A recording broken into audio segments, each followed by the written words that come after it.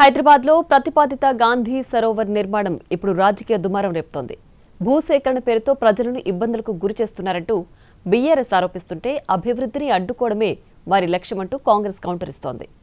హైదర్షాకోటలో Tipu Khan bridge సమీపంలోని Madhu park apartment అంశం ఈ వివాదాన్ని మరింత రాజేసింది. ఇప్పుడు నో కాస్ట్ కాఫ్ సిరప్ తో 60 రూపాయల విలువ గల ఇన్హేలర్ పూర్తిగా ఉచితం. దెబ్బకి దగ్గు జలుబు మాయం.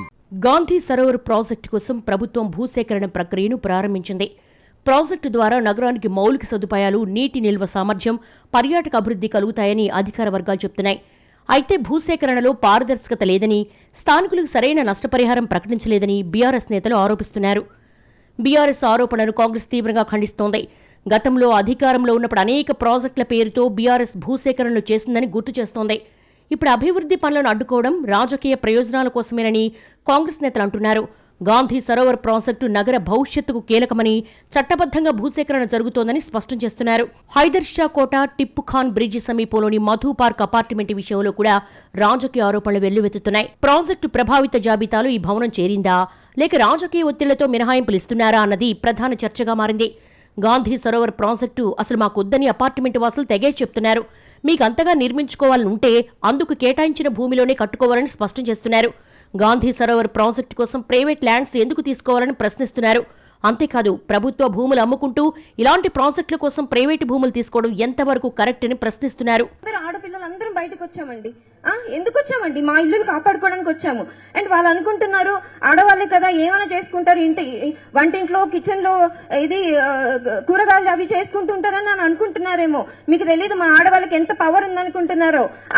మేము కిచెన్ లో గరిట పట్టుకొని వంట చేయగలమేమో, అలాగే మా చేతిలో పెన్ ఇచ్చారంటే అదే విధంగా ఆర్టికల్ కూడా రాస్తాము, మైక్ ఇచ్చారంటే మీ మీద మేము ప్రొటెస్ట్ కూడా చేస్తాం. మీరు అంత తక్కువ అంచనా చేయకండి.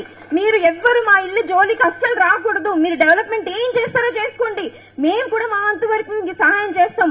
బట్ మేమైతే మా ఇల్లు ఎప్పటికీ ఇచ్చుకోమండి. Even consider the people who have chosen you. Always remember, if a public can choose you, public can take you off. Government is by the people, for the people.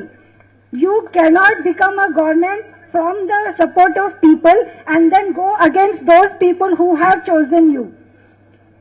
You go for development. Why you want development with demolition? మరోవైపు Madhu Park Ridge apartment వాసులకు మాజీ మంత్రి హరీష్ రావు మద్దతు ప్రకటించారు. రేవంత్ రెడ్డి ఎక్కడ ఏ పని చేపట్టినా అందులో real estate తప్ప మరేమీ ఉండదని విమర్శించారు. మూసీ సుందరీకరణకు తాము వ్యతిరేకం కాదని స్పష్టం చేశారు. కానీ కాంగ్రెస్ పార్టీ దోపిడీని సహించేదే లేదన్నారు. అసలు రేవంత్ రెడ్డి ఏం చేసినా దాని వెనుక రియల్ ఎస్టేట్ వ్యాపారం ఉంటుంది. హైదరాబాద్ సెంట్రల్ యూనివర్సిటీ భూములు లాక్కుంటాను, దాన్ని వ్యాపారం చేస్తా ప్రయత్నం చేసినాడు. సుప్రీంకోర్టు మొట్టికాయలేసింది. ఫార్మాసిటీ కట్టాలని కేసీఆర్ గారు 14,000 ఎకరాల భూమి సేకరిస్తే అక్కడ ఫ్యూచర్ సిటీ పేరిట రియల్ ఎస్టేట్ వ్యాపారానికి అక్కడ ప్రారంభం చేసినాడు.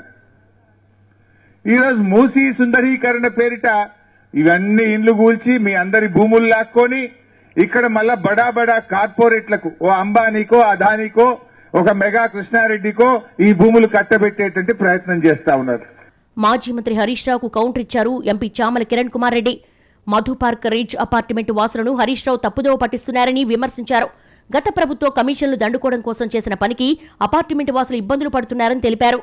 గత ప్రభుత్వం ఏదైతే కమిషన్లకు కకృతిపడి హైదరాబాద్ నగరంలో ఇష్టానుసారంగా పర్మిషన్లు ఇచ్చి కమిషన్లు దండుకోవాలన్న ఆలోచనతోటి చేసినటువంటి దౌర్భాగ్యపు పనికి ఈరోజు అక్కడ ఉన్నటువంటి బిల్డింగ్లో ఉన్నటువంటి అపార్ట్మెంట్ ఓనర్స్ ఇబ్బందుల పాలవుతారు. వారిని కూడా ప్రభుత్వం ఎట్టి పరిస్థితుల కాంపన్సేషన్ ఇచ్చే ప్రయత్నం చేస్తుంది. బిల్డర్లపై కూడా కేసులు కట్టి వాళ్లతోటి కూడా నష్టపరిహారం ఇప్పించే ప్రయత్నం చేస్తుంది. ఎందుకంటే 30 మీటర్లు బఫర్ ఉండాల్సిన దగ్గర ఈ మధు పార్క్ రిడ్జ్ అనే అపార్ట్మెంట్ వారు 9 మీటర్ల బఫర్ చూపించి పర్మిషన్ తీసుకున్న నాలా మీద. గాంధీ సరోవర్ ప్రాజెక్టు ఇప్పుడు అభివృద్ధి వర్సెస్ రాజకీయ పోరు రూపం దాల్చింది. ఓవైపు ప్రజా ప్రయోజనం పేరుతో ప్రభుత్వం ముందుకెళ్తుంటే, మరోవైపు భూసేకరణలో పారదర్శకత కోరుతూ ప్రతిపక్షం ఆందోళన వ్యక్తం చేస్తోంది. స్థానిక ప్రజలు మాత్రం సరైన నష్టపరిహారం, స్పష్టమైన ప్రణాళిక ప్రకటించాలని డిమాండ్ చేస్తున్నారు. రాబోయే రోజుల్లో ఈ అంశం మరింత రాజకీయ వేడిని పెంచే అవకాశాలున్నాయి.